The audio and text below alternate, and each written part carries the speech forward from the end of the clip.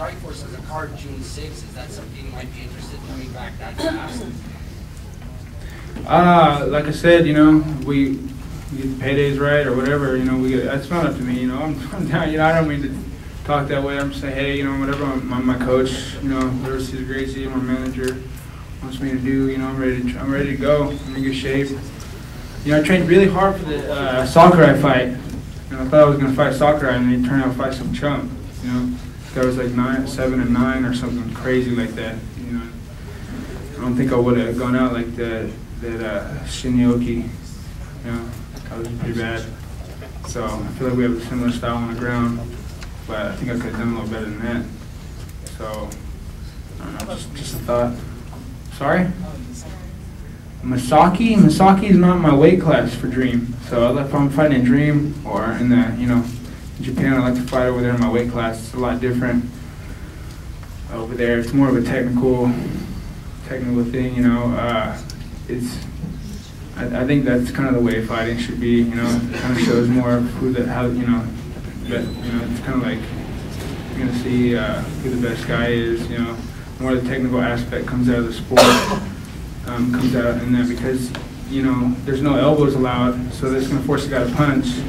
If he doesn't punch, he gets yellow carded, and then that same space that you're going to create to throw a punch might be the same space I'm trying to make on bottom to get up. See a guy in the MMA, you know, fighting here, the elbows and the UFCs, and they'll hold you, you know, and they'll win around. You see, like my brother's last fight, you know, I mean, if you score that on damage, my brother didn't lose, but you can go in there and you can go in there fighting like that, just trying to meet this criteria. It's kind of a ball game now. Everybody's trying to meet this criteria instead of actually fight. So I like the idea of fighting in the ring and fighting with those rules because, you know, more of the technical aspect comes out in the sport. We're going to see more of this transition happen, you know, more submission, and I think that favors my game a little more with the technical fighting versus just kind of hugging your opponent's ass. You know, we get out there and start trying to hug me, then I gotta say, okay, am I gonna screw around and try to punch you, or am I gonna try to hug your ass the whole time? You know, so it's pretty much I'm hugging your ass, you're hugging my ass, and then whoever holds on tighter wins. You know, it's like whoever doesn't punch is gonna win more. But I think it just takes a while. You know, I think the sport's development is gonna take a while for everybody to kind of see this, for it to come out. And it's going to start with the fighters noticing, because you've had to be in this 5 or 6 years for you to understand this sort of thing, what I'm talking about. I think at some point in time, you know, people are going to start to understand this sort of thing. It's going to come out. People like me are going to start to, you know, open their mouths and explain this sort of thing, so we can see more of these sort of fight shows, or maybe Scott can, you know, start up his own show like that. I don't know anything about it. I don't like to. I'm not criticizing. I think this is great what we got going here. You know, it's fighting just to do it. But I would prefer to fight. You know, yellow cards in the ring, no elbows. You know. Don't have elbows in Strikeforce. Yeah, there's no elbows on the ground in here anyways. But you know, like what I said though about you know, just the ring too. I think it's a little better for the fans to see. And then, you know, I used to work my way around the ring in the boxing.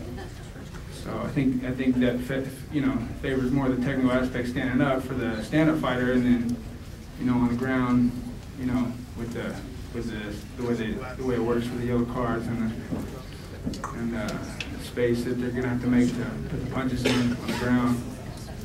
So.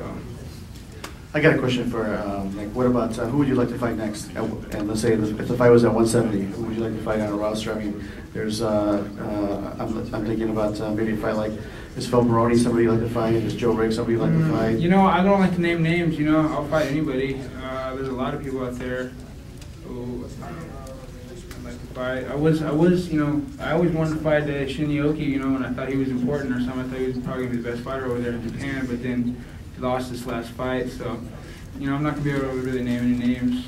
I'll fight anybody, you know, and whoever they're going to tell me to fight, I'm going to fight. Well, we look forward to it because we're going to put some, you know, some great matches together with Nick, and we're excited to have Nick as part of the Strikeforce and Showtime team. Yes? Scott, you obviously sound right. Is there a chance that somebody like Yeah, absolutely. I mean, you know, Sakurai, like you said, he's busy in the tournament, but, you know, we have a relationship with them.